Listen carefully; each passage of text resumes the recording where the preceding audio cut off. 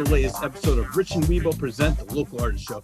Today's guest is an author, poet, voice actor, reporter, and copywriter. His latest book is now available on Amazon and jacksheedy.com.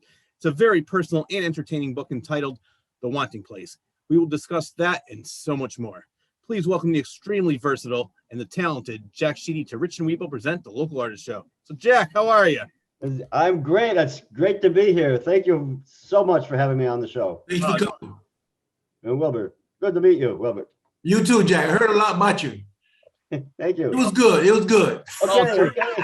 All good and all true. All good. All good. All good. I mean, I've known you for a while. We're going to get into that later, how I met you, but I want to talk about right now. It's called The Wanting Place. It's a book of poems that you came out with very recently. Okay. That's it right there. All right. Everybody get their own copy.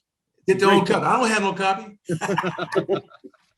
But I definitely want, what I did, because it's a book, it's a very personal book, as I mentioned in the intro, and it's all about your wife. And I want to talk about that. And I actually have different poems that I wrote down, some of my favorites. I'm going to go through each of those and we can talk about that.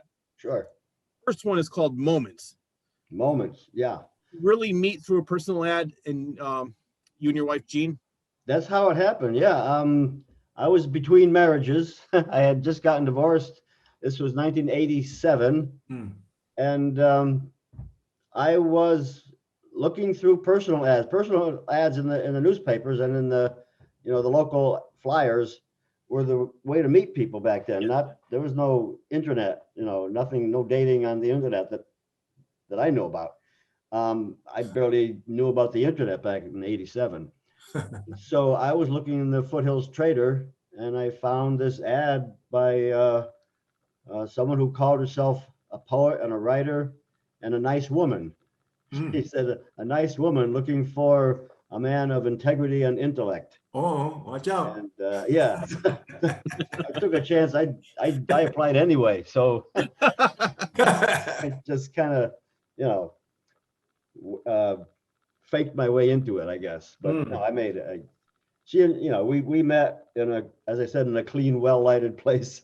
And had we had a meal, we had a drink, we went to a movie, and then we went to Friendly's for a nightcap. So I mean, in one evening, we didn't want to let each other go.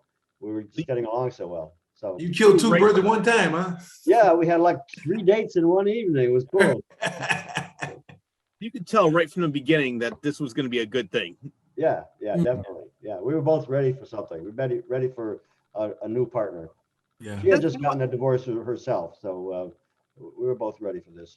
I love that story only because I think so many people, as they get older, they think, "Oh, my life's over. There's really nothing." I love the fact that you gave it another chance. You said, so many people when they get a certain age, it's like, I guess I'm going to be alone the rest of my life. I hear that all the time. I love the fact that you're like, no, I'm going to go out. I'm going to meet somebody, and who cares? It's personal ads. It's a great way to meet people. And like you said, back then it was a little bit different. It was in the back of the newspaper. It was like, yeah, you had to kind of watch out for, all kinds of people were advertising back there. So, you had to really vet them carefully.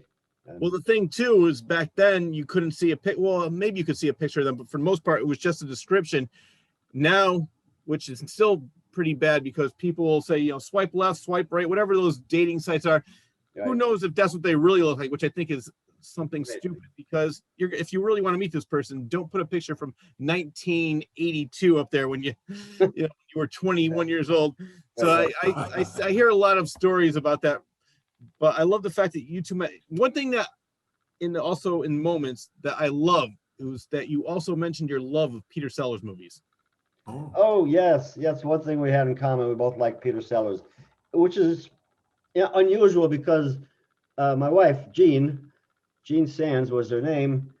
She didn't like most slapstick, comedy. She didn't like the Three Stooges. She didn't like, that kind of humor. But for some reason, the self-deprecating humor of Peter Sellers it really made her laugh, and we both enjoyed those movies, the Pink Panther and all that stuff. It was great.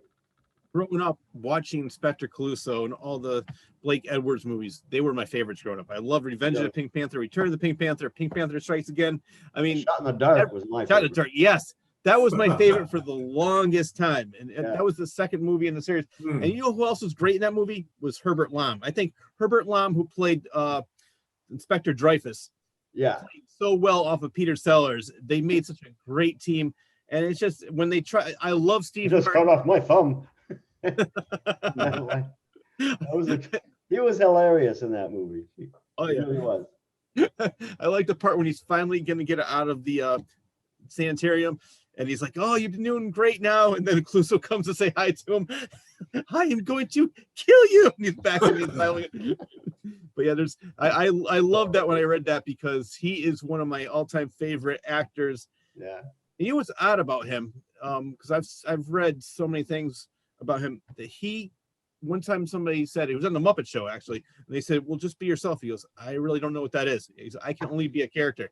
He goes, Wow. like from that movie Dr. Strangelove to all to being there, to even in the Muppets, they're like, "I really don't know what Peter Sellers is," because I Wow. have to be a character. Yeah. But the Wanting Place says you finished and published your wife's books. We should mention that your wife is no longer with us, unfortunately, and so you finished and published her book. What was she writing at the time? She was writing poetry. She had written and published one book of poetry in her life in 2009. It was called Gandhi Dancing. That's after the title poem of the book. Yeah. In the book, and it was published through Antrim House, which is a prestigious Connecticut publisher. Rennie McQuilkin runs it, still does. He's up in his 80s now, but he was not yet poet laureate of Connecticut when he accepted her work and published it. And then he published the book, and then he became poet laureate. So one and one is two. I mean, the Gandhi Dancing must have propelled him to greatness, because he published a great poet. But no, she and she was working on another book of poetry when she got ill and passed away in 2016. And she had all the poems put together. She had them all collected, ready to send. She had them critiqued by her friend Courtney Davis and Rennie McQuilkin himself, who was a great poet, is a great poet. And it was all set to go, and then she died. So I made sure it got published. I worked with Courtney, who is poet laureate of Bethel, Connecticut now. God bless. And we got that done. We, 6 months after, actually less than a year after Jean died, we got that book published. Hey Jay, is this a fiction you wrote? It's poetry, yeah. Poetry. It's Okay. based, it's based on fact. I mean, there's some, I take some liberties with some facts, but it's poetry, Okay. It basically tells the truth, but tells it slant. Yeah. Well, at times I found it humorous. At times I found it sad. At times I found it very personal. There was so many things in that, just a one small paragraph or several paragraphs. You have so many thoughts, so many feelings that are going through, and I just love how you put everything out there for everybody to read and know. And I think that makes it Thank you. such a great book. And I recommend it to all my viewers. Buy it. And I should say the poem Moments, the very first poem in the book, I wrote that last because I needed something to introduce Jean to people. And so I wrote that poem about how we met and what kind of marriage we had. What was it, 1987 through 2016 you were together? Yes. Wow. And if you don't mind me asking, how did she die? Oh, I think she died of a blood clot. We never did an autopsy, but she had a very bad day. She had a lot of illnesses going on, fibromyalgia, achalasia, which is an esophagus problem, and just so many different things. And they all caught up with her, I think, on the last day there. She was sedentary. She couldn't move around a lot. So I think she developed a blood clot. And she went to St. Francis Hospital and spent most of the day there. And there's a poem about her final day in this book. We're going to talk about after. Yeah. Yeah, I want to talk about that. Yeah, but she passed away that evening on October 8th, 2016. So it's almost 5 years. Yeah. I'm glad that you are keeping her memory alive with all of this and everything else. let's go to heat rising. Is there any truth? Heat rising. Yeah, there's a story in there about almost killing a cat. Almost, yeah, almost accidentally. The cat jumped out of my arms and landed like from the ceiling, from the height of the ceiling to the floor. This poor little kitty. And Jean thought that I had killed her, because I should have held on to her more closely. I was trying to get her down from the attic, and I up out a step ladder, and the cat jumped out of my hands and landed Wow. on the floor, on the tile floor in the hallway here. And Jean was upset. Of course she was upset, and she was yelling at me. And I said, "No, she's all right. She's just stunned. She's okay, not injured at all." But the heat of her anger was rising into the ceiling. That's what rising into the attic scuttle door. I felt the anger just reading it. You can only imagine. But growing up, my parents had cats and dozens of dogs over the years, and I've seen my cat fall from the highest porch, land on its feet, and just run away like nothing happened. They're amazingly graceful, I could say. Yes, they are. Yeah. So the next one I want to bring up is, I think, what we were talking about before. The poem that I'm referring to is called "To Bring You Chapstick." Oh yes. Yeah. Now, were you really at the bar with her son when she died? Just before she died, yeah, we were there. I had been with her all day. That's the day we brought her in because she just wasn't feeling right. Yeah. She was nauseous. She was headachy. She had all kinds of. She had her sedentary pulse was like 110 beats per minute, and she wasn't even moving. It was weak and it was fast. And for the 5th time that year, I called 911, and the usual gang of EMTs arrived at the door. They knew the place by heart by now and whisked us off to St. Francis. I stayed with her all day. And at night I had to go home because what I forgot to bring was chapstick, and she needed her chapstick. So I said, I'll get it. I'll bring it tomorrow. It was a Saturday. I couldn't buy it in the gift shop. So I had to go home and get it. But I said, I won't be back tonight. I've got to go feed the cats and take care of things at the house. And I'll see you tomorrow morning, first thing. That never happened.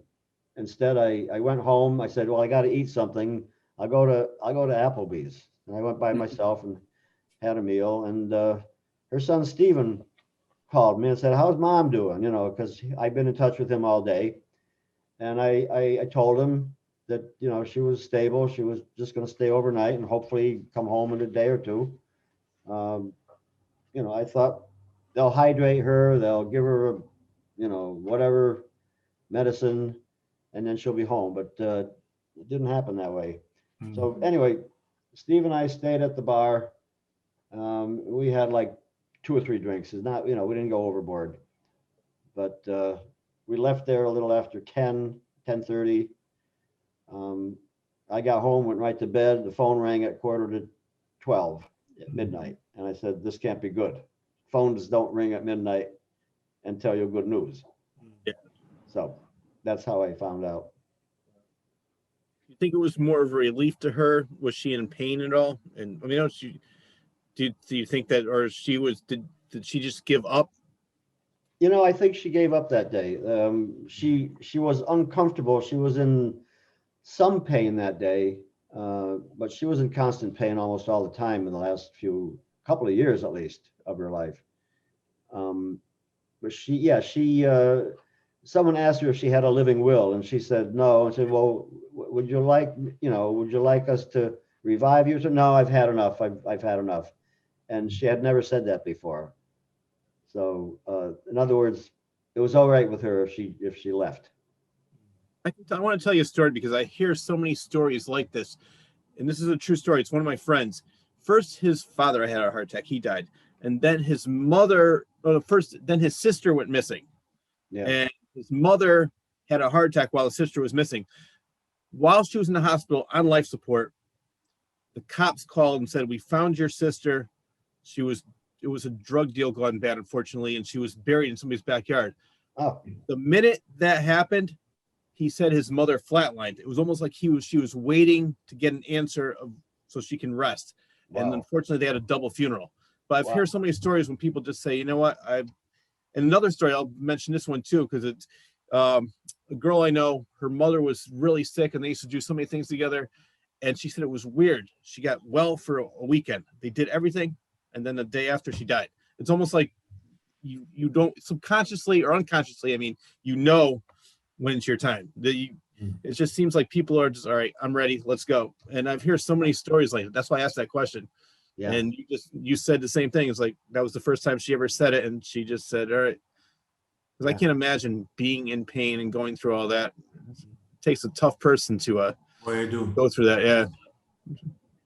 And I think she knew she was dying, and because every time she got sick like this, and there were a few times that year, she would say, I'm sick, I'm so sick. And, you know, this time she said, I'm sick, I'm so sick, I'm dying. And she said that several times, and she'd never added that last part ever before, you know. And even when I wasn't there, the nurses at the hospital told me that she'd said that to them, you know, as well. I'm sick, I'm so sick, I'm dying.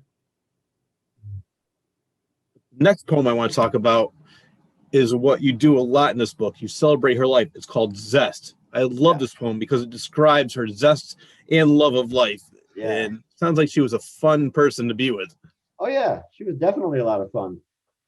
Except when she got sick and she got cranky and she got in pain, and nobody's fun then. But yeah, zest, she did have that zest for life. You want me to read the poem, or do you? Yeah, that'd be great. Yeah, Let me see. good. Yeah, zest. They say, don't try to escape pain. You don't want to kill the good memories along with the bad. They say, when you get lemons, make lemonade. Show me the real colors, you always said. That's a memory I should keep.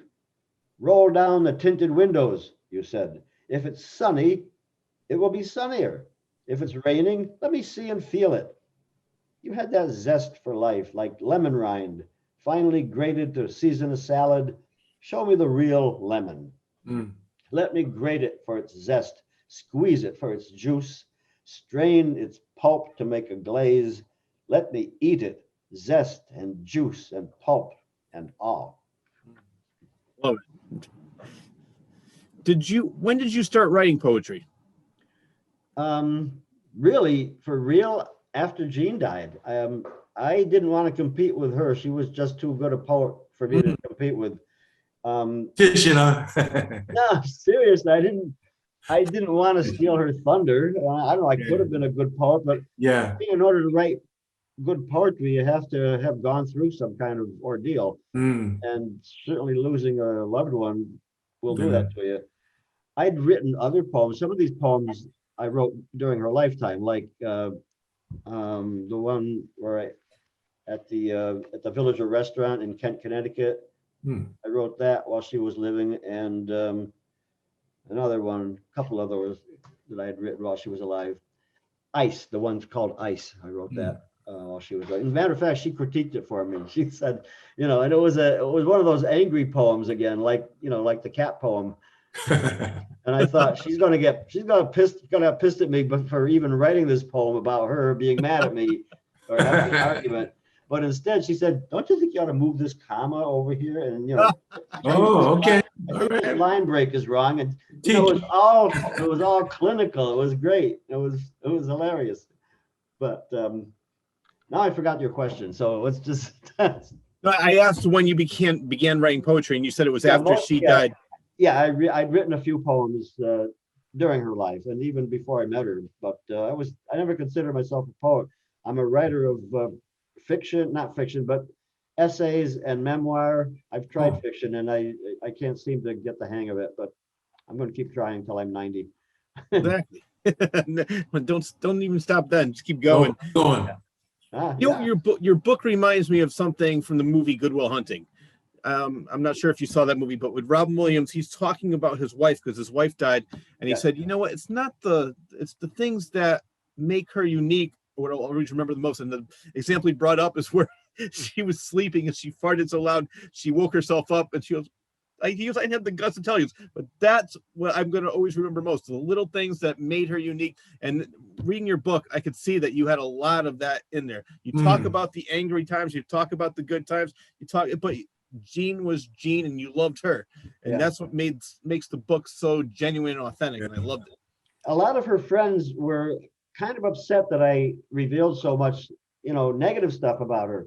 But I mean, everybody's got negative stuff. Everybody's got good and bad points. It's not all fairy tale. Exactly. Some people wanted me to change her name. And I said, I don't think I ought to do that. This is about my memory about a specific person. I'm not going to make the person anonymous, or, I want people to know who this person was. So, and I'm sure the people that made these comments had times when they were mad at her too, or vice versa. She was mad at them. I know. I can vouch for that. Yes. Yeah. Yeah. So just, I mean, these are your memories. You shouldn't, I mean, I'm glad you did. Glad you kept her name in there, and you're paying homage to her. You're talking about the life that you live together, and it's not always rosy. There's good and bad. And I love that you added, it was a great mixture of both. Thank you. Yeah. The next one I want to talk about is Kodaks. Kodak. Jean asked you to shred everything. Why was that? She was private. She was a private person. It was nobody's business. These were personal diaries and letters of hers, and some pictures. I actually saved most of the pictures and gave them to her son, or one of her sons, to distribute to the other brothers. But it was mostly the writings that she wanted me to destroy, and I did, except for our love notes that we wrote to each other. I kept all of those. And one of these days I'll make a little scrapbook out of it or something. But yeah, she wanted things to be destroyed, so I honored that. Well, it reminds me of a story, and my mind went blank on the name, but you might know who she is. It's a famous poet out of Amherst, Massachusetts. I went to her house. Emily Dickinson, yeah. Yes. And they were saying it exactly what you said about Jean. Extremely private. She did not want any of it published. Unfortunately, as soon as she died, her sister published everything. And I don't think that's right. I mean, I think that was her private thoughts, and she didn't want the world to see it. There's a reason why she didn't publish it before. So it's just, I love the fact that Jean said, shred this. And you said, yes, I'll honor your wishes. Because even though Emily Dickinson, that made her very popular and she's a great poet, but I don't think she would have liked that. Because unfortunately, from what I was hearing at the house, she was just beyond depressed about life in general. She was just a very, very sad person. Yeah. And the writing is what made her sane. Yeah. I've been to that house. It's a nice tour. Yeah, it is. Who are some of your favorite poets? Oh dear. I mean, I do like the classics. I like the romantic poets of the 17th or the 18th century, the 19th century. Like Wordsworth, Shelley, Keats, Byron, those guys. And I like the Irish poets. I like Yeats. I like Robert Frost. I really love Robert Frost. He does something. He can use rhythm and rhyme and not sound like he's an old-fashioned, poet from the 16th century, for example. Yeah. He modernizes all these old, poetic devices, and he tells a great story. But I discovered Rumi a couple years ago. He's a great poet, and I like a lot of my friends who are poets. Courtney Davis is an excellent poet. Jim Kelleher, Sandra Ebner, personal friends of mine, and really great writers and poets in their own right. Yeah, with a talented crowd. Yeah. Yeah. Well, I like that because you probably bounce ideas off each other, or just the creative aspect of it. You inspire each other, which is a good thing too. Yeah, and I belong to what they call the Owl Poets Group. Owl, OWL, stands for Oliver Wolcott Library, which is where we used to meet. And Jim Kelleher is in that. Who else is in that? Sandra's not in it, but she should be. She's in the Monday Poets in Litchfield. But I'm with Lauren Gordon Lee is in it. She's an up and coming poet, friend of mine, and it's just a fun. We're going to have a picnic tomorrow, by the way, on our Owl Poets picnic at Jim's house. It's nice. But Jim is a poet and a teacher and a carpenter. Oh. He does a lot. He has a business called Jim's Fine Carpentry, and then he wrote a book of poetry called Jim's Fine Poetry. And one of the poems is in the shape of a ladder. Each line is like the rung of a ladder, and it's really clever because it starts at the top. He's trying, like, I'm painting the ceiling, and then he's descending the ladder. Each line he's descending and getting closer to the ground, and finally he's on the ground, and that's the last line of the poem. It's pretty clever. I wish I knew it by heart, but it's a visual poem anyway. You have to see it. Well, so I know you're friends with one of my future guests, Patricia Martin. Yeah, I wanted to mention her because she actually is one of the people who inspired me to do this book. She had written, I'm going to show you her book online. This is, I don't know if you can read that in the glare, but it's In Venice, I Could Sing. And these are poems that she's written throughout her life, I guess, throughout her adult life anyway. And, this is a full-length book. I got to say that mine is a chapbook. It's like 39 pages. Her book is 93 or something like that pages. And she asked me to write the foreword to that book, and I was honored to do that. Patty's a really, I guess, I think she's my best friend. She's just a great friend. She's a great person. And she inspired me by writing In Venice I Could Sing, which she published just this past May. And my book was published, I think, in the middle or the end of June. The poems were all set to publish, but I hadn't actually decided to put them in a book. And her publishing her book propelled me to do that. She's self-published?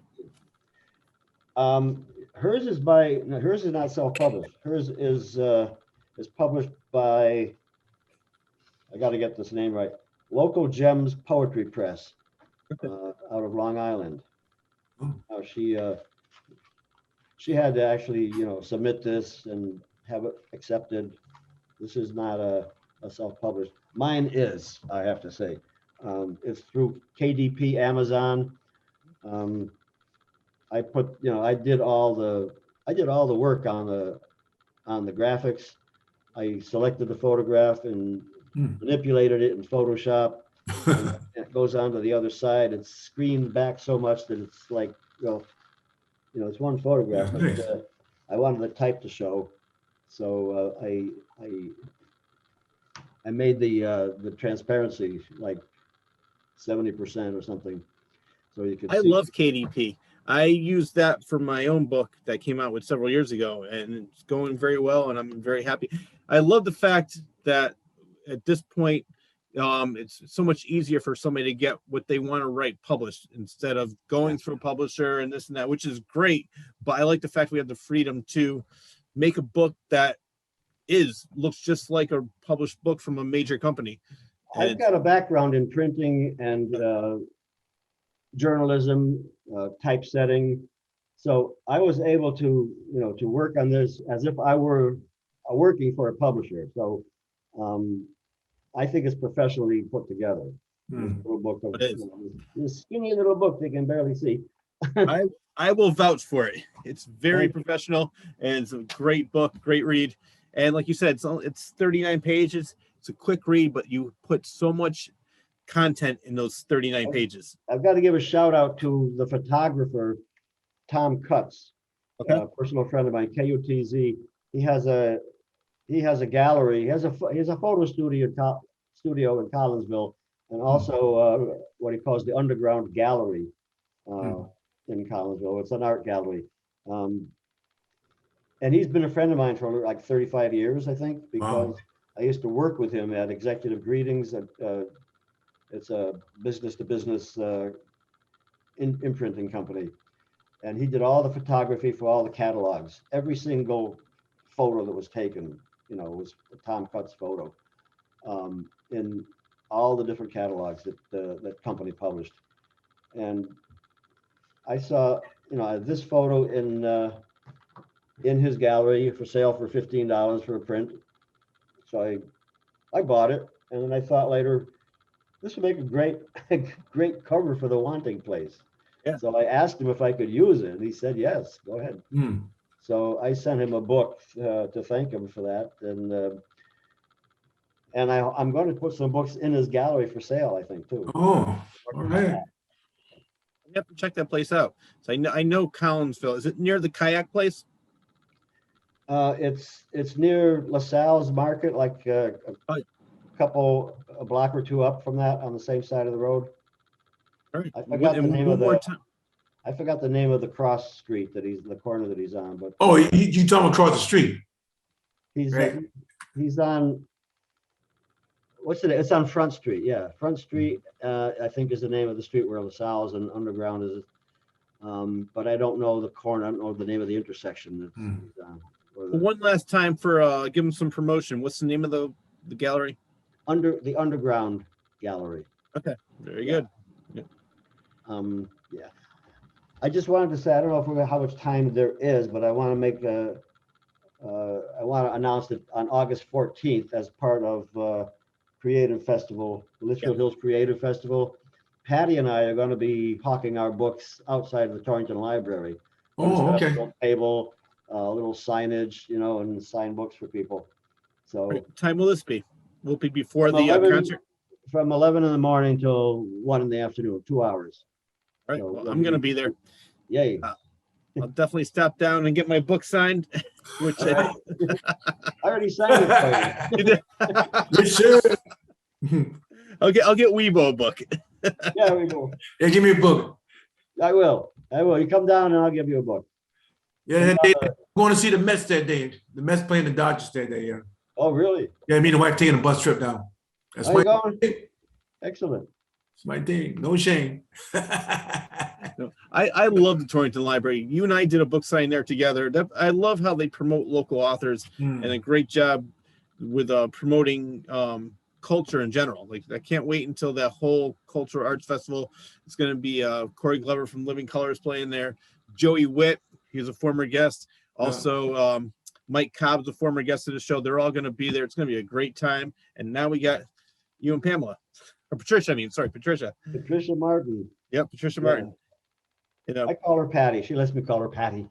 I don't think she and I are that Patty, close, but actually, I do think I know Patty, or Patricia, I should say.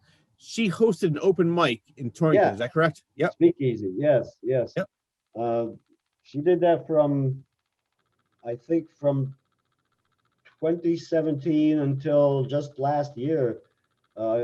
The last one was in March of 2020, and then COVID hit, and we had to close it down. I had just recently gone into partnership with her on Speakeasy, but we never actually implemented the partnership because she had to close it down, and I don't know if it'll ever reopen again. I hope it will, but it's really just Patty's baby. I can't imagine anybody else running Speakeasy except Patty. I was down there one time because you and I did something for a radio show that we do together, which we'll talk about after. But I also saw you read your poetry. I love the fact they had so many eclectic performers there and reading. Sometimes they were playing guitar or something. It was such a great thing. And from what I heard, you can verify this. The Howard Building, which is down the street in Torrington, they're going to be opening that up, and I think they want to move some things down there because I noticed that the Speakeasy was no longer there; the room was vacant. Well, the Noakey Gallery, where we had Speakeasy, was owned by John Noakey, who now owns the Howard Building. Okay. And I think he's going to open something. I'm not sure. He's opened another gallery there. I'm not sure what he's doing there. So maybe they can start it up again. Yeah, that would be a great place for live performances. So wheels are turning. Right. Making things happen. I Yeah. love it. Getting back to your poems, we last talked about Kodaks. Another one that you wrote was called Shredding. This one I thought was very, very personal. And at that time, Gene was worried that you might be cheating. Yeah, well, that one of the letters or diary entries that I found. I guess she wrote that when we had first met around 87 or 88 or something like that. But, you know, I had discovered it after she died. So like almost 30 years later. So I'm reading this very personal letter before I shred it. So I'm not sure what page it's on, but yeah, she wasn't suspicious of me, you know, in the later part of our marriage. And actually she was projecting. I was not, you know, I was not, if I was missing, I was not like fooling around or anything. So it was just she had been through so much in other relationships and a couple other marriages, and she just wanted to make sure that I was gonna, I guess, stay with her and be Up and up. And I was. You did, and I'm very glad that you did. Yeah. But you had no idea. She didn't even mention this throughout your whole time together that she suspected that. Wow. I don't think so. No. Wow. So she has kept all that to herself. Yeah. And then tell me how Harry Chapin helped you cope with your grief in listening to WOLD. It was just the song that you know, I am the morning DJ on WOLD, playing all the hits for you. It was just the idea that he had lost someone. I guess he had that breakup. The song speaks about a breakup, and he wants to get back together with her. He's 45 going on 15. You know, he's getting older, but he's feeling, you know, the youthful urges still. And I guess what I was trying to say in my poem about that was that, you know, I've lost someone now, and I'm in my 70s and going on 90, I think I said. And it was different for me. It was different. It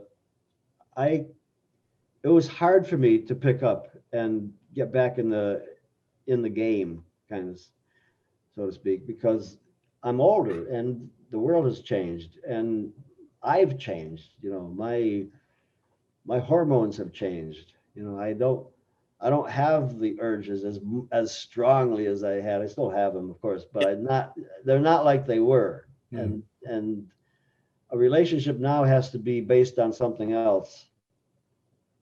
So. Well, I agree with that. I'm only 53, but in my 20s, you want the model. You can really care less about her personality. You can really care less how her intelligence. But as the older I got, the more I want somebody who I'm attracted to, obviously. But more importantly, I want somebody that I can have a fun time with, somebody that I have a lot in common with. And I also love the fact where I like my independence and also being together. And I love being with a woman that says, Rich, okay, you know, I know you want your time. I'll see you. And then when we get together, we have the best time. So I think that, to me right now, my stage in life, that's much more important to me, all the things I mentioned, than just having some arm candy. Yeah. Arm candy is great. And, you know, but I think more important is I was at Patty's house yesterday and I was helping her do some yard work. You know, I sometimes mow the lawn for her or rake, and we were cleaning out the gutters. She was steadying the ladder and I was cleaning out her gutters. And, you know, we got a lot of chores done. We were tired. And I said, you know what? This doesn't look like it's a romantic thing to do, but it really is, isn't it? And she said, yeah, this is totally romantic. Because it's not all fun stuff. I mean, we do have a lot of fun. We go out to eat. You know, she'll come over and watch a movie with me on Netflix or Prime, and I'll cook for her. She'll cook for me. You know, that is all arm candy stuff. That's fun stuff. But the real relationship is, how do we act with each other when we have serious things to do? Mm. And so far, I think we're doing okay. We're still new in the relationship. We're testing each other out, but Testing the water, huh? yeah, testing the water. How long have you known her? Since 2017, I went to a poetry reading in New Hartford, the Beat Poetry thing. She was there, and the very next night, I went to Speakeasy, and she was there, and All right. and then a few nights later, we both met accidentally. I think I mentioned this in my foreword to her book, that we both went to the Mad River Festival, which is another poetry event. Jessica Treat hosts every year, and she saw me going up the stairs and said, "Hey, Jack, how you doing?" I said, "Look, oh, Patty." And she was going stag and I was going stag, and said, "Well, let's sit together," So we did. But in those days, she was in a relationship, and it was not possible to start a relationship with her at that time. So we just became really, really good friends. And I confided in her, and she confided in me about things, and that's what a relationship should be. And I think we've got something good. That's what I was talking about before. I'd rather have that where we could have a serious conversation, also have a great time, instead of somebody who's, Miss America 2019, which would not be bad at all. I'm not going to say that, but if we didn't have anything in common and she just sat there going, "What are you talking about?" It just, after a while, it would become boring. And there's so much more deeper than it's not only skin deep, it goes deeper than that. And that's when the real relationship is. Yeah. She's bright. She's creative. She's just fun to be with. Very happy for you. I want to talk about tinted windows. Tinted windows. Did you want to feel sad to avoid forgetting her? Did you try that? That's a strange poem. I think I'm not even sure what that poem means. And the way I arranged it on the page is kind of zigzaggy. But it's just a bunch of opposites thrown together. I want to feel so sad it makes me laugh. I want the sun to freeze, the ice to burn. A bunch of impossible images like that. Yeah. But there's I think there's still a lot of feeling in there. I want to say it's like a Bob Dylan song, because there's so many contradictory images and so many weird images that it just fell onto the page like this, I think. And I keep repeating lines. I don't know what I repeat, "I want to feel so sad it makes me laugh," as the last line of the same stanza. And I repeat the windows and all throughout the poem. I think it'd be better if I just read it. Yeah, go ahead. I would love to hear it. Yeah. Right. Tinted windows. I want to feel so sad it makes me laugh. I want the sun to freeze, the ice to burn, the trees to grow dead fruit to ripen. I want to feel so sad it makes me laugh. I want the sun to freeze, the ice to burn. I want my heart to melt, my brain to forget, my tears to gather back into my eyes. I want the sun to freeze, the ice to burn. I want my heart to melt, brain to forget. I want the tinted windows to roll down, the colors of the world to flow through me.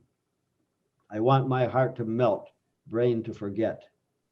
I want the tinted windows to roll down. I want fresh dew to turn to brittle frost, my love to be rejected, my soul to break.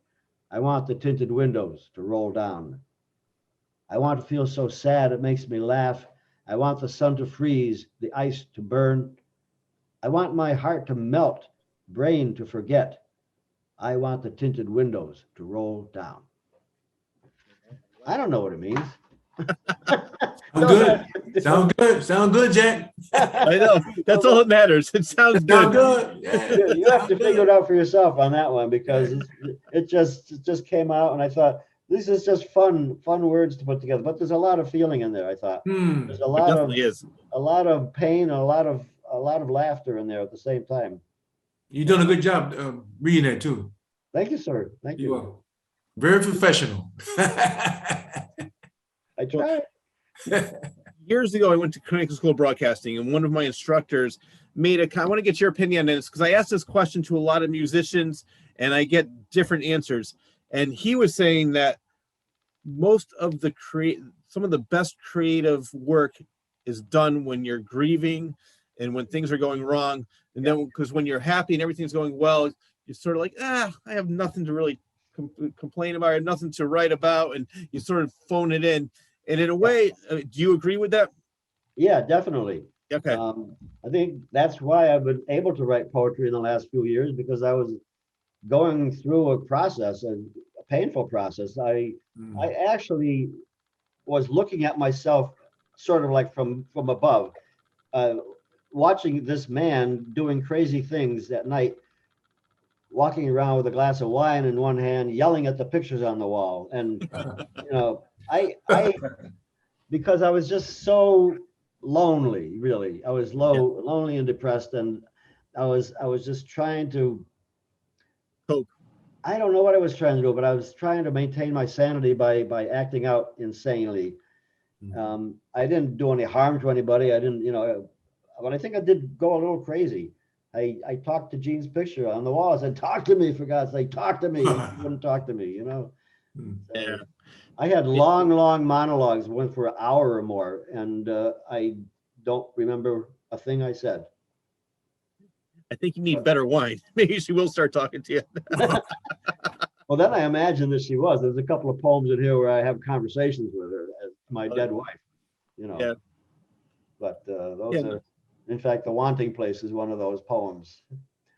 I'd love to read that, but you need two voices to read that. You need a female voice. Like Rich Sears. Well,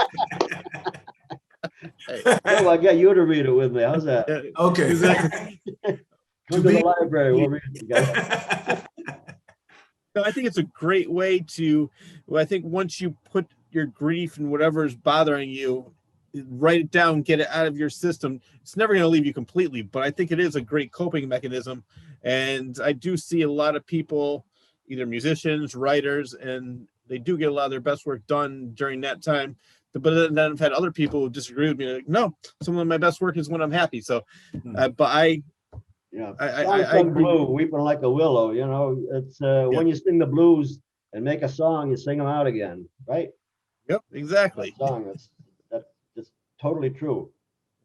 Well, the next poem that I wanted to talk about, and I love all of them, I can't even pick a favorite, but it was something that we were talking about. It's called Cat's Dish. That's where you get very personal, describing your loneliness, which you were started to discuss a little bit, where it was hard to accept that she was gone, and you were with her from 87 to 2016, and then all of a sudden she's not there anymore, and you were, talking the pictures, and it took, takes a while to all the different stages of grief. Yeah. This actually is one of the first poems that I wrote after she died. And it was almost left out of this book. I overlooked it at first. I want to say one thing about this book. Originally, this book was going to be a full-length book of all kinds of poems that I've written. And I showed them that big manuscript to Jim Kelleher, the poet carpenter I talked about before. And he said, the Gene poems are the strongest ones. I think you should do a chapbook on just those. Yeah. And, so I did. And I whittled it down to this book, and I showed that draft to Sandra Bishop Ebner, a great poet from Litchfield, and she's the one who put them in the order that they are presently in. So I have to give a shout out to those two, and also to Patty, to Nancy McMillan, and to Courtney, who also read the manuscript and made really great suggestions and edits on them. Patty, your beta. I'm sorry to interrupt you. I was going to say, is Patricia your beta reader? Kind of, yeah. I mean, yeah, she is. In fact, I showed her a poem that I'm working on today, a revision of a poem that I'm working on, and she said, "I don't understand this line. I think this has to come out." So I'm gonna take her suggestion. That, yeah, she reads everything I write. She reads all my poetry. But Cat's Dish is, I mean, this. You want me? I got to read Cat's Dish for you. You have to. It must be done. It must be done. Yeah. It says, if I can read it, it'll speak for itself, I think. Yeah. Cat's Dish. My cat gets me up in the night, crying to be fed. I stumble to the kitchen, snap open a fancy feast, spoon it into a dish as round as the hole in my heart that experts say I should not try to fill. I see how Charlotte gulps her meal. Charlotte, the cat Jean named, Jean's final act. And I see how friends feed me, take me to lunch, to dinner, come to the house with stories about Jean, how she was always there for them. Don't leave me yet, I say. But it's dark now, and of course they must. At night I go insane, shout, "Talk to me," to Jean's picture, and sometimes to my cat. In the day, more people come, bring more food than I could ever eat. One woman touches my arm, asks my cat's name. Charlotte, I say. Jean named her. A lovely name, the woman says. And against all sage advice, I want to pull her to me, hold her, kiss her kind lips, take her to my bed, and if she gets me up in the night, feed her. Like, very personal. Yeah, very, very personal. Yeah. So finally, I want to go. I talked about it in the beginning, but the title track, "The Wanting Place," I want to talk about that one. Sure. Because this is, I think maybe you started to talk about a little bit. You were asking Jean for dating advice after she was deceased. Was this so the question I have regarding that, did you ever, and I think you answered it already, did you ever find someone from the list? Tell me about the list. Let's, before we even get into it. I can't tell you who's on the list. Not who's on the list. So you had a list of different women that who had different types of characteristics that you liked about each of them, and you were asking your wife, right, who she thinks you should be with. This is totally fictitious. This is an imaginary conversation with my dead wife, who's giving me dating advice. Yeah, it was just a crazy situation, but it's, but I did have a sort of list. I don't know if I wrote it down, but I had a certain women that I was interested in. Sure. Well, the question I had, and I think you already answered it, was, did you find someone from the list that you created? And right now, you and Patricia are great friends, and whatever that turns into or blossoms into, I'm very happy for you. So it seems like you did find somebody that you can move on into the later years. Well, I can't say whether she was on the list or not. The list is sort of I purposely made the descriptions of the women vague. Yeah. So I don't want to see. I don't even want to give a hint as to who was on the list or not. So, I wasn't even asking about that. I wanted to talk about the list you had for my viewers, what exactly the list was, and it was different women that you were interested in, and you were speaking to your deceased wife of who she thinks would be best for you. And then I want, let me reiterate that so my audience doesn't get confused. Okay. You were speaking to your deceased wife, and it's not a real conversation you had with her, but this is the time when, during your very lonely stage, and you were talking to her after a couple of glasses of wine, I guess. Yeah, probably. Yeah. And and she gave me, actually, I put words in her mouth, of course. I mean, I wrote the poem, but I love it. But my dead wife, said it, I guess, in the last line, and she said, "We did it right. You'll do it right again." So she said, "You'll know her when you see her, right? You'll know her." So you don't need to ask me who the right woman is. We were right for each other, she said. you'll know her when you see her, and we did it right, and you'll do it right again.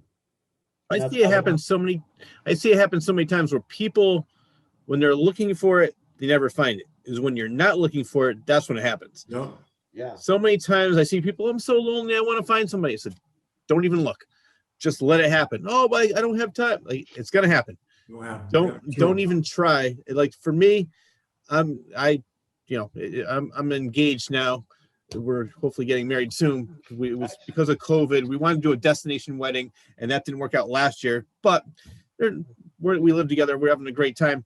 But I wasn't looking for it, and it just happened. And like you said, when that's the person. And yeah, so I'm very happy. I can't stress it enough how much I enjoyed this book, and I guess it was a big way of getting out all your grief. And obviously, you're never going to forget, but I mean, hopefully this helped you feel a little bit better about the whole situation, which I can't imagine going through. Yeah, well, we all go through situations like this. Everybody has loss, just different degrees of loss and our reactions to it, I think. But this book would be great for people who have just gone through loss like this.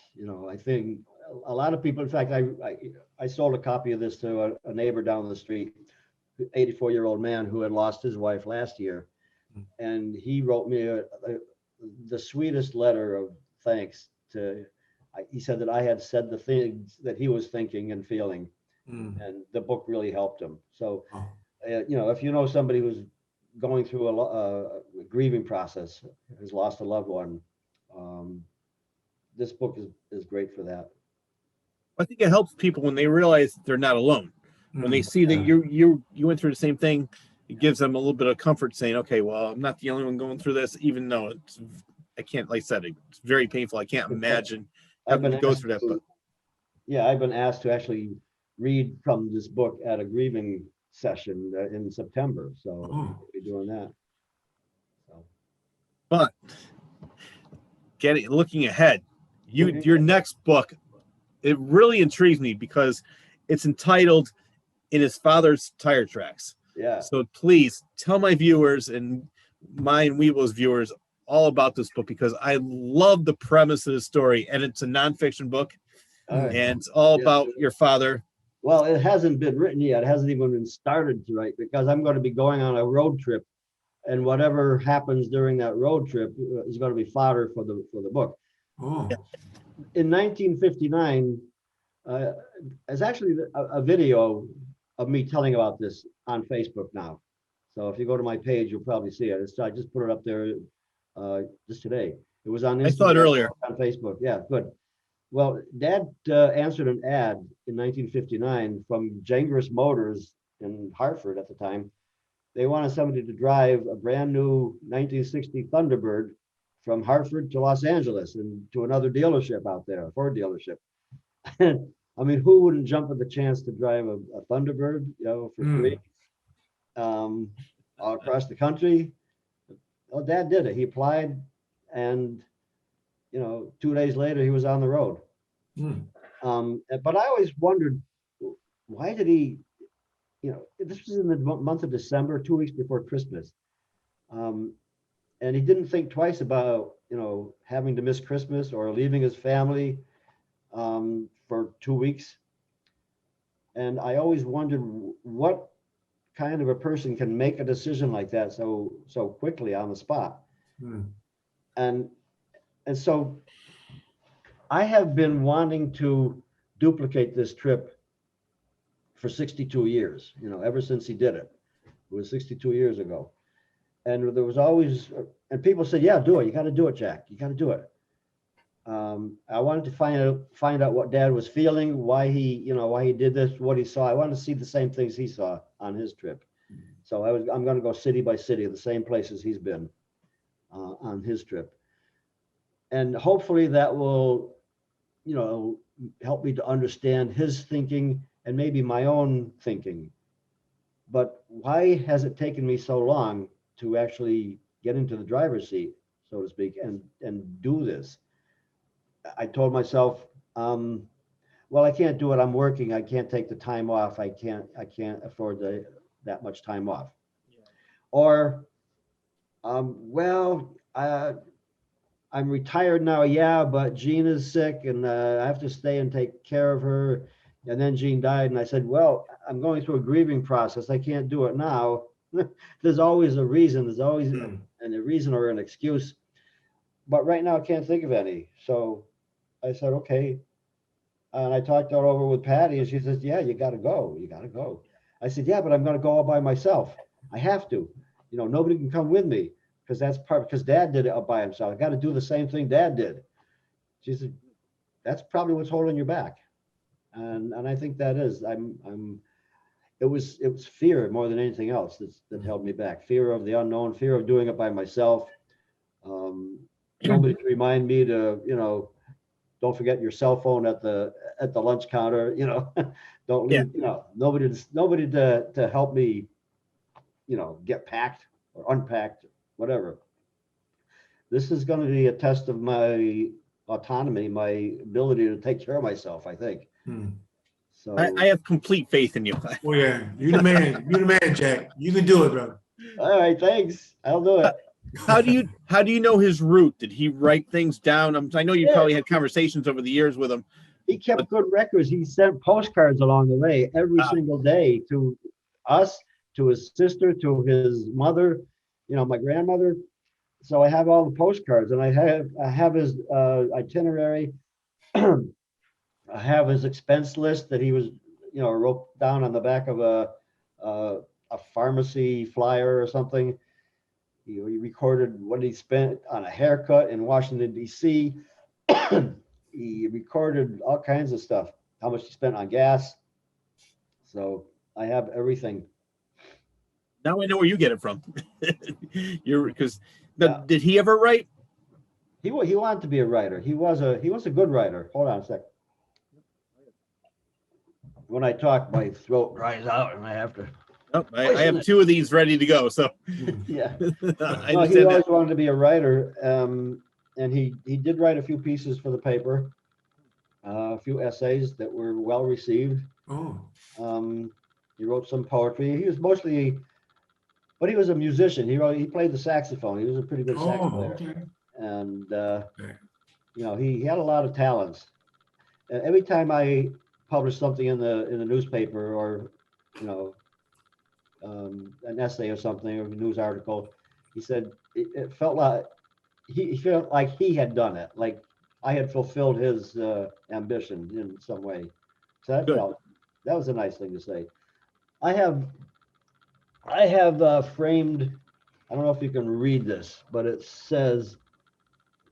Yeah, You probably can't read it, but it says, "Jack, do not ever stop writing," and it's in Dad's handwriting. It was on the back of an envelope. So I cut it out and I framed it. It's over my computer. And so I take his advice every day. I keep writing. Did your mother like to write as well? Mom was not a writer. Mom was a great cook. She she was a nurse. Mom was a great nurse. Oh, okay. She did some private duty nursing. She could knit like crazy too. She knitted me an Irish sweater, which I still have, green, of course, Irish knit cable knit sweater. Doesn't fit anymore, but I can't get rid of it. I can't get rid of my mom's sweater. Definitely not. Mom, she was a great gardener. She used to read poetry to us when we were kids. That's probably why I like poetry. So, but I love the fact that your parents exposed you to so many different things. You said your father was a musician, your mother read your poetry. You had a lot of culture early in your life that exposed you to all these different types of things, which gives you, helped you with the talent that you have now. Well, I guess it didn't hurt. I mean, yeah. I feel privileged that they were able to do so much of that cultural stuff for us. We enjoyed it. We loved listening to Mom recite, Gunga Din or, The Crooked Little Man and the Crooked Little House, stuff like that. It was a lot of fun listening to Mom read the poetry. And Dad used to tell what he called daydreams. He'd make up stories. on the spot. Just what do you want? What do you want me to tell a story about? And we'd say, how about two kids on a mattress flying, sailing down the river. So he made up a story about sort of a Huck Finn type story about sailing down the Farmington River on a raft made out of a mattress. Crazy stuff. But he, Did you like to write fiction? I know you said you wrote for the newspaper sometimes, but did he ever try and write his own books or even short stories? He didn't begin writing a book. No, he never wrote a book. I never found a manuscript of his, but he was a great letter writer. He was a great essay writer, and he just never pursued it as a career, which is smart because there's no money in it. Exactly. It's even worse now, but back then, yeah, it's not a lot of. People think, when you hear the glamour of this and glamour, there's not a lot of glamour in some of these things unless you make it to the upper echelon, which is it takes a lot. It's very rare, it's a very infinitesimal percentage of people who make that. It's very few. That's what I love now with the different things like we talked about self-publishing. You can have a job that pays the bills, but you can also, instead of trying to find a publisher, somebody that'll publish your works, say, well, let me write a book, let me self-publish it, or let me, I'm a musician, I want to record my own album, I don't have to go through a record company. I like the fact, it's bad for some of the musicians that are already established because they're not making as much money, but for people that are just doing it to have fun and maybe make a little hobby and some money on the side, I think it's a good thing that we have all this technology that can help people, because I'm not looking to be an author, but I love the fact when I go on Amazon.com, there I am. So, it's great. Yeah. So you talked about how you wanted to know why your father 2 weeks before Christmas just left. Do you know if he ever had a discussion with your mother and said, do you mind if I take off for a couple of weeks? Or go ahead, honey, I'll see you before Christmas. Did that conversation ever happen? I actually asked him if that conversation happened, and he said that she was, I actually interviewed Dad on tape for 5 hours, and he said this. He said that she was quite, compliant, complacent, or, she was okay with it, compliant. And he said, I think I made it up to her somehow later on. His memory was failing, but he seemed to think that there was no problem. I always wondered about that too. Why didn't Mom say, "Wait, I got to take care of the kids, all by myself"? What you're going to leave me some money, right? I got to do shopping, So, yeah, I know. I don't know if that took place or not, but in fact, I asked Jean one, why do you think Mom was so willing to let Dad go? And she said, are you kidding? Get the guy out of the house once in a while. It was more of a break for her. Just go ahead. You sure it's only going to be 2 weeks? Take the month. No way. See your sister. That is funny. Well, I did watch your Facebook video, and I noticed, or you were mentioning some of the states that you went through, you're going to be going through: Philadelphia, Washington. What are some of the other states that you'll be traveling? Well, I'll be going through the Carolinas, I guess, and along the Gulf Coast. So I guess Georgia, part of Georgia anyway, Mississippi, Louisiana, Texas. Wow. New Mexico, Arizona, California. Do you have a certain amount of time you're going to be staying in each place? I'm going to try for usually one night per city.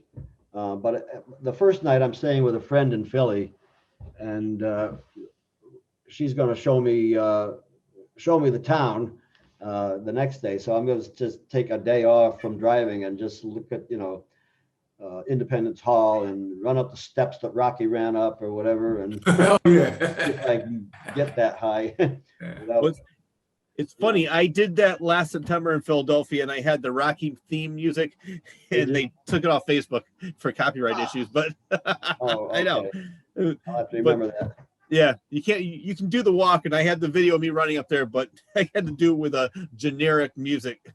Yeah. But yeah, I want to do that, but it's mostly I'm staying. There are three friends that I'm staying with. Actually, one friend and two cousins down in Raleigh, North Carolina. I've got a cousin. He invited me to stay a night or two, and I'll take him up on that. But the rest of the trip until California, I'm just staying in Airbnbs and motels, along the way. And then I get to California, I'll stay at in my cousins in Menlo Park up by San Francisco, by the Bay Area. So, and we may have a couple of days to spend, touring that area because there's a lot of great stuff to see in the Bay Area. I'd love to Hey, Jack. go there. Yeah. When you do your trip, just keep us informed. Where you at. I'm going to be posting videos Okay. on Facebook and Instagram. Yeah. So I'll just follow me on those sites. They say he was on a local artist show. Jack, the man. Jack the Boy. Well, I'm going to give you a chance to promote yourself at the end of the interview. But for now, where can people who want to follow you on Facebook find you? Is it under Jack Sheedy? Yeah. Well, first of all, in the brick and mortar store, the Hickory Stick, there's a few copies there in Washington Depot. That's one of the greatest bookstores in the state, I think. Yeah. Been around for, I don't know, 70 years, maybe something like that. Long time. It's also on Amazon, of course. It's on jacksheedy.com. That's my website, JACKSHEEDY.com, jacksheedy.com. Right now, those are the places that it's available. And actually, Patty's book is available on those places too. So I'm going to shout out once again, Patty's book, In Venice I Could Sing. Patty's book is also on my website, and it's on her website, which is patriciamartin.com. So either way, buy the book. Yep, I can't wait. When do you expect your next book to come out? 2 years from now? 2.5 years? I'm not even sure what my next book will be. I've got another 1 or 2 books of poems that are sort of in the works. The book about the trip, I have no idea how long that will take to put together. I don't want to put a time on that. People used to ask Arthur Miller, what are you working on? What's coming down the pike? And he would say, I can't answer. I don't want to answer that because what if I don't do it? And then you're going to expect it to be done. So I can't, nothing is a guarantee. These books are not even written yet. So I can't say they're going to be here next week or next year. It's just stay tuned. I've got 3 books that you can choose from already. I've got Sting of the Heat Bug, my memoir. I've got Magical Acts in 2 suitcases, and I've got The Wanting Place. So I'm working on more, but they're not here yet. Speaking of Arthur Miller, let's talk about this. It's a great segue. You were a reporter for the Hartford Courant. You interviewed Arthur Miller. I was a reporter for the Hartford Courant for one summer in 1968. Okay. That was just my my introduction to journalism. But I worked for the Catholic Transcript for a long time, from 2004 until 2016. I interviewed Arthur Miller, actually his wife I interviewed. I tried to interview Arthur Miller himself, and he kept putting me off. I did shout out a question to him at an event that he was at, and he answered it. So maybe that counts as an interview. I don't know. And I reported on it. So write it down. Did you find him difficult? I interviewed his wife, his third wife, Inge Morath, who was a photojournalist. Yeah. Bet it wasn't Marilyn Monroe. No, she's long gone. No, that would have been a good interview. Jean met her. My wife, Jean. She did? Because she used to live in the area. And Jean was living in Newtown at the Flagpole Fountain, I think they called it.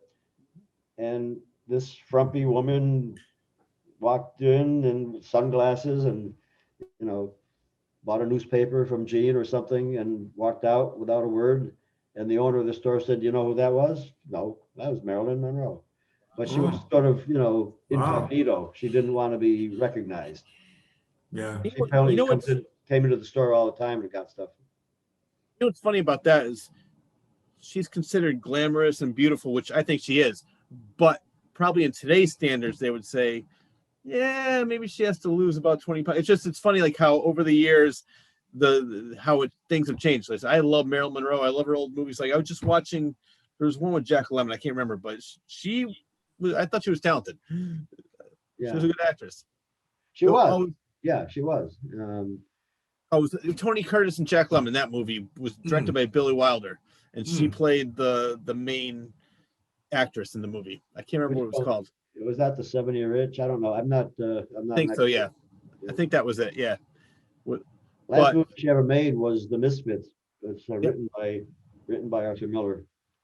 Yeah, the screenplay. Find Arthur Clark Gable's last movie, by the way. Oh, really? Yeah. Did you find Arthur Miller difficult? I didn't know him that well. I mean, he had a reputation for being difficult, but I'll personally vouch for that. Okay. He was very pleasant when I met him at his farmhouse when I interviewed his wife. He signed a copy of his memoir for me that day too. Good. So he was in a good mood that day. I think he had just struck some kind of a deal with Tony Randall. They used to work together on projects, and I think he struck a deal about getting something either promoted or produced somewhere. Not sure about that, but he was in a good mood. But had just spoken with Tony Randall on the phone and came out, shook my hand, and was in a good mood. Was his wife a writer as well? His wife? Yeah. She did write, yeah. But she was known more as a photojournalist. Inge Morath was. She was well read. She spoke several languages. She was a brilliant woman. She was actually the official photographer on the set of The Misfits when they filmed that in Las Vegas. And that's, I think, how she met Arthur Miller while Arthur was writing a movie for his then wife, Marilyn Monroe. Funny how people meet. No, it is funny. Like I said before, when you least expect it, when you're not looking for it, that's when it happens. Yep. You as a writer, I went onto your website, and I won't even go through it all because there's so many, but it's just a partial list of journalism awards. You won a lot of awards for your writing. I'll give you an example. One of them was 2015, the Society of Professional Journalists, Connecticut chapter, 3rd place, the Catholic Transcript, continuing coverage of proposed law allowing physician-assisted suicide. That's just one. There's a whole list of a lot of your work was won awards for you. Yeah, I got lucky. I mean, the way to win awards is to enter the contest. People don't just throw awards at you. And so my editor at the time, Roberta Tuttle, that was one of her passions was to promote, was to submit articles for awards from these agencies, these outfits, and the Catholic Transcript won a lot of awards. It wasn't just me. It was, she won. The graphic artist Leslie DeVenera won awards. Other photographers, won awards. But it's heartening. I wrote a story about Mother Dolores, or Mother Dolores Hart, who was the mother prioress at the Abbey of Regina Laudis in Bethlehem, Connecticut. And she was an actress before she joined the convent. In fact, she is known as the first actress to give an onstage kiss to Elvis Presley. Yeah, I met her. Did you meet her? Yeah, she was. I go to a lot of movie conventions, and that story sounded familiar when you said that. She was there at the movie convention, and they were discussing it because I think recently she was in Southbury. That's where her church was, I think. But she was talking about that Very nice person. There she is. But I won an award for that story too. Oh, wow. I thought it was well written, and it was fun to interview her. And I knew how important this story was.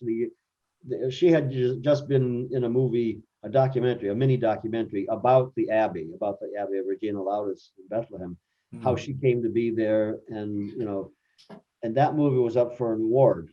And Gene and I were actually watching the Academy Award ceremonies on TV, and we saw this nun standing on the red carpet among all these glamorous, young movie stars, and here's this woman in her early 70s in a nun's habit, and it was not Whoopi Goldberg, she was, no sister act. no sister act. This is the real thing. Yeah.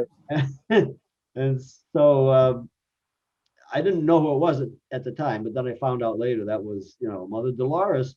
She was there.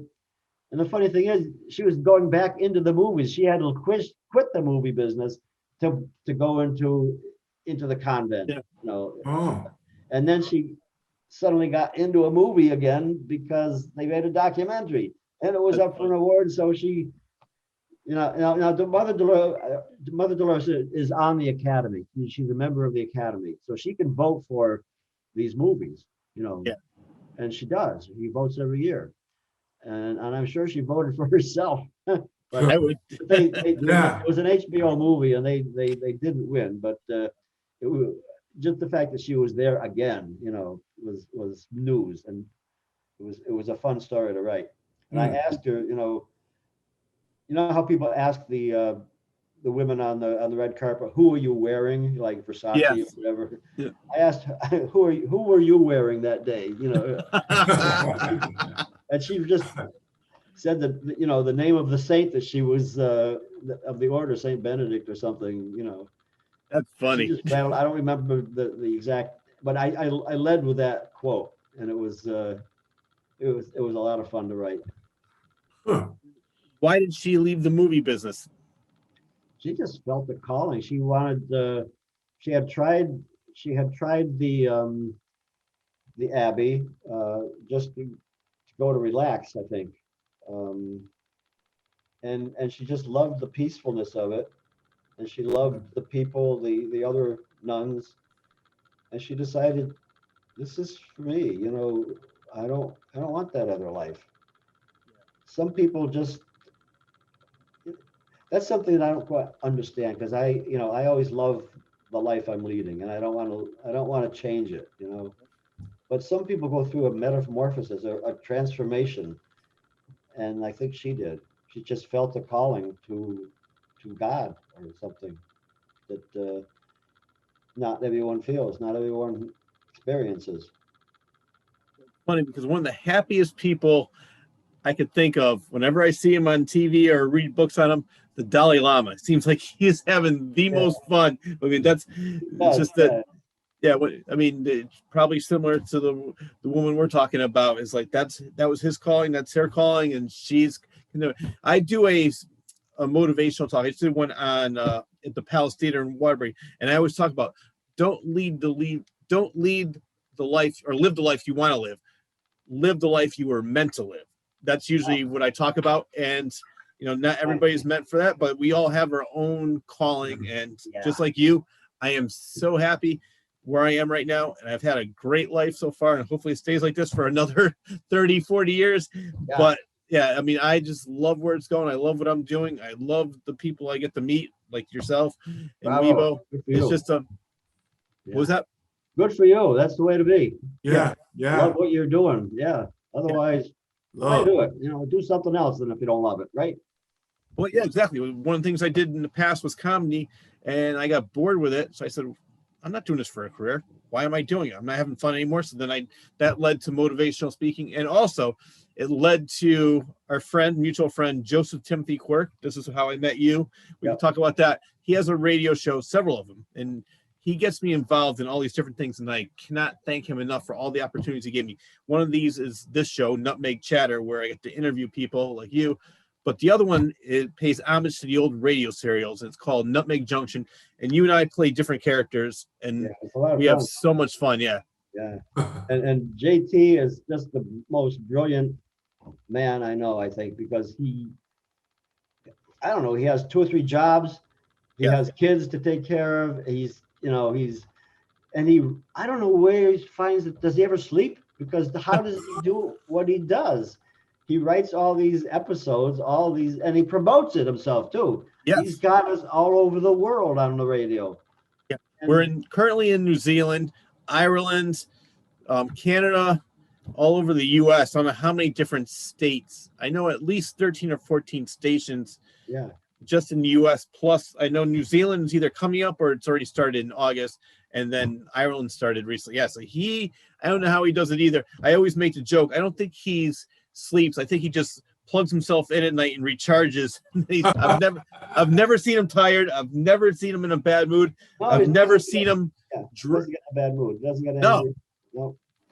So yeah, but he puts it all together. And tell me, because I agree with you on this. Tell me your favorite character that you portray. The one with my name. Yeah. Thank you, Lucky Stars. Yeah. I'm your host, Jack Sheedy, and this is and Robert C. Fullerton is another, the musician goes by the same name. The character is, the man. So that's a lot of fun. I love it when he writes a new script for Thank You, Lucky Stars. I think I've been in like a half a dozen of them almost, and it's just a fun thing to do every time. Well, and then I can put on that voice, that announcer voice. It's fun to do. You do it well. I remember I got to play myself on Thank You, Lucky Stars, and I love what Joe does because Joe knows our personality so well. Yeah, he writes for us, and for me, I love to promote what I'm doing. I'm always doing different things. So every time he writes Rich Sayre, the character, he's always like, oh, you might know me from such motivational talks as this, or you might know me from such comedy. And he embellishes what I do, and it's hilarious. And I have the distinction of being the only person where somebody had to play me because I couldn't make it. So Joe played me. He goes, Rich, I tried to do it with as much enthusiasm as you. I don't know if I can handle it. That's funny. I missed that episode then. Yeah, it was on probably before COVID. So when we were at the WAPJ, the station in Torrington, and we recorded it there, but I couldn't make it. So he goes, all right, I'm gonna be you for tonight. It works for me. I said I wouldn't have anybody else but you be me, Joe. It's serious. Yeah. So and you've done, what other characters have you done in that show? Oh God, I've had little bit parts here and there. What was that show about the necklace that we just did? Was that Barnaby Druthers? Were you on the Barnaby Druthers? Because now he has another one. He has a spin-off of Nutmeg Junction called Barnaby Druthers. Yes. Which you can. I've been in a couple of those. Yeah, I can't remember the names of the characters. They were not long parts. But the one I was just in, I think I played the minister at a party or a banquet where these rich couple was going to show off her brand new necklace that she borrowed from somebody and lost afterwards. But anyone who's interested, I had like 2 lines in French. I had, so he asked me because I had said that I could do a French accent, and so. Yep. Anybody who else has interest in finding out more about Nutmeg Junction and Barnaby Druthers, go to my past episode with Wibo, where we talked to the whole cast of Barnaby Druthers, and it's all about that. So we've been doing this since 2000, I want to say 2017, 18, somewhere around there. Something like that, yeah. Yeah, but I'm enjoying doing it, and now we do it through Zoom because of COVID. They're still not allowing people in the radio station, but every once in a while, like I'm recording a show on Thursday with him, and he said I'm the main character. So I didn't read the script yet, but I can only imagine it's going to be fun. Yeah, it always is. Yeah. Yeah. I enjoy it when I do it. Speaking of fun, I found this, and I want to go through this, and I want to see if Weeble can play this game, because I want to see if it's called Fun Stuff About Me. And it's all about you, Jack. And it says only one of these is not true. Is that correct? Or is it one? I think, yeah. All right. So Weibo, listen to this. I like this because it's okay. Fun. Survived a head-on horse VW collision when I was 19. So did the horse, but we never spoke again. I don't blame you, Jack. I wouldn't speak to the horse either. I would hold a grudge myself. Arrived early to interview former HEW Secretary Joseph Califano. He answered the door in his bathrobe and slippers, shaving cream on his face. He was not happy. In 1966, some friends dared me to go into Highland Arms restaurant in Winston, Connecticut with a sign making fun of Ralph Nader. I didn't know that his brother Shafiq owned the restaurant. Oops. Oops. That's an actual word that he wrote there. Oops. Oops. Wandered off a mountain trail, faced a copperhead near my left foot, a yellow jacket's nest near my right foot. Escaped both. Lesson learned. Yep. Saw Boston Red Sox rookie Clay Buchholz hurl no-hitter in his first Major League Baseball outing on September 1st, 2007, blanking the Baltimore Orioles 10-0. Wibo, you got all this so far? Yep. Shook hands with Tony Bennett. Interviewed Miracle on Ice goalie Jim Craig. Had a meal personally prepared by food maven Arthur Schwartz in his Connecticut home. Hitchhiked 350 miles in one night in 30 degrees from Superior to Milwaukee, Wisconsin when I was 23 years old and invincible. Yeah. Ran out of gas on a date when my fuel line broke. The old ran out of gas story. I like it. Had it towed, got it fixed, drove her home. End of story. We're still friends. Yep. Drove 50 miles home after a VW accelerator spring broke. Had the pull by hand on a coat hanger attached to an accelerator cable. When that got disconnected, I had limped the last 10 miles in second gear, grateful that there are no more hills. And finally, Wibo, this is the last story. I want you to see which one is not true. All these are true except for one. Walked into a bar dressed as Mark Twain with a white wig and mustache, ordered a drink, paid for it, and said, yep, reports were exaggerated, drained my drink, and walked out. False. What do you think, Wibo? False. Which one is not true? Mark Twain? Mark Twain. Which one is not true? That's the one. Mark Twain. I did walk into a bar with my Mark Twain costume on, but I didn't say those words. But that's the one. There's a poster behind me. That's Clay Buchholz pitching that no-hitter. Oh. Yeah.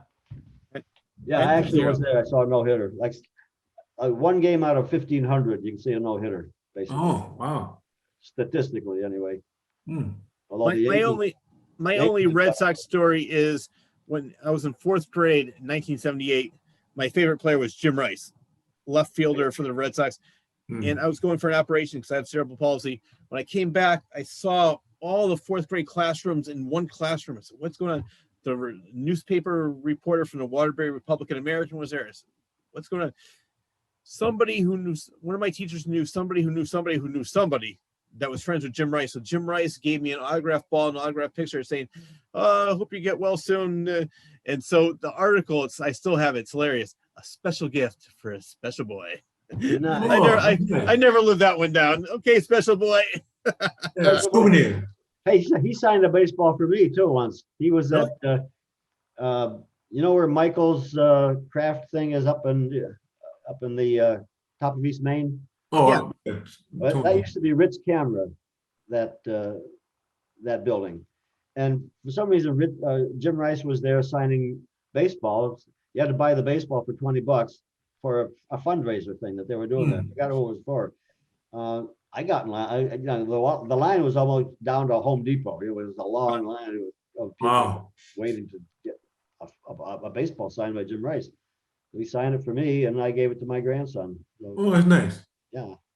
You know, it's funny. I wish I knew this before, but there was a small time period where the Southington Showcase Cinemas, which is now AMC, they try to get more people in there, so they were showing baseball games. And Jim Rice was there signing autographs, and I didn't see it until after I was on my way home through Southington.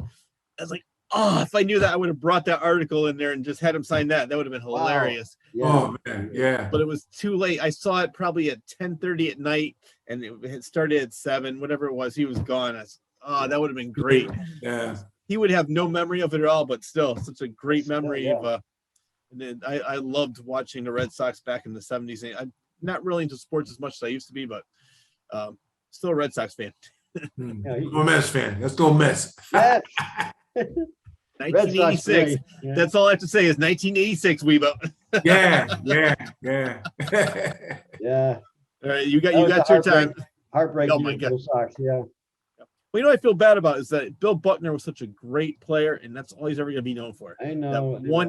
And he didn't even lose they lost that game, but that wasn't the last game. They still had a couple more times to win, and they lost, but that's all he's ever going to be known for. But anyway, Jack, it was so great having you on the show. I love this book. I cannot stress enough. I want all my viewers to buy it. You'll not be just go on jacksheedy.com, buy everything this man does. I've never read anything bad from you. It's always interesting. It's always fun. It's always personal. There's so many great things, and your memoir too is another great one.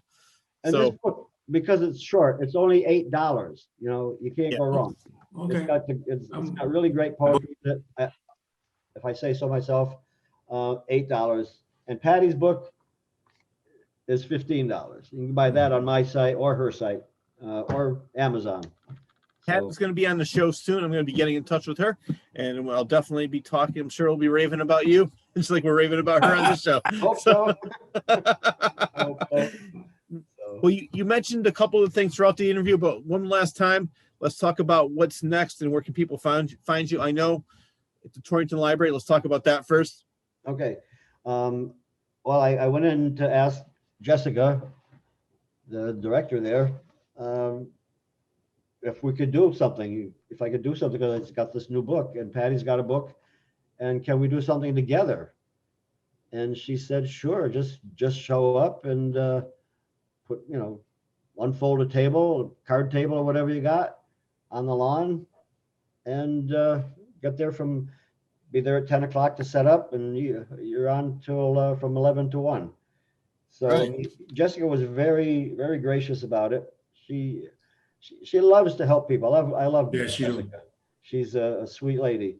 She loves to help people get successful, be successful. And she, as you know, you and I were there. I guess all three of us were there at the library when we were signing books right outside of her office, basically. Yep. In the lobby there. So yeah, she's a sweet lady. And I love her. She's very, very embracing of local talent. And that I'm so she's a busy lady. She's got a young son who's, I think, just entering school, and I just take my hat off to her. She's got a lot of energy, and she cares about people. So thank you, Jessica. I love Torrington because just in that one little area alone, there's so much culture. You have the Nowelke Gallery, you have 5 Points, you have the library, and then they're having the Creative Arts Festival, WAPJ, and that's where they have the mural. There's so many great things going on in just that one little area alone. But it's funny when people mention Torrington. Before I started, being more familiar with that area, I was like, Torrington, really? But there is a lot of great culture. Yeah, right. A lot of great stuff going on, and Ed Canada is doing a lot of stuff too. Yeah, he's a good man too. He's busy. Together all these, the Oktoberfest and the Strawberry Festival and Main Street Marketplace, and he's done an awful lot for Torrington. So hats off to Ed. He's a good friend, and he's a hard worker. Yeah. I also love the fact that it seems like all the artists that I've been interviewing for the last year or so since this show began, was everybody is very supportive of each other. I don't see a lot of jealousy or a lot of competition, which maybe there might be some here and there, but for the most part, everybody talks to us like, oh yeah, you got to read this person's book, you got to see this band, this is great, and they're all working together, and I love that. That's the way it should be. It is. That's the way it should be. Yeah. Amen. All right. Well, Jack, once again, it was great having you on the show. Please come back again when your next book comes out, whenever that shall be, and I definitely will keep updated on your Facebook page, so I'd see all your video updates on your trip. I cannot wait to hear more about that. Wibo, it's good to meet you. And you too, Jack. Thanks for having me on the show. Well, thank you. The time just flew by. I know, but we've been on for an hour and 15 minutes, and it felt like it was like the greetings and salutations. Yeah. All right. Well, thanks so much. You're very welcome. That wraps up the latest episode of Rich and Wibo Present the Local Artist Show. A special thank goes out to author, poet, voice actor, reporter, and copywriter, Mr. Jack Sheedy. I would also like to thank you, the viewer, for tuning in. Enjoy your day, everyone.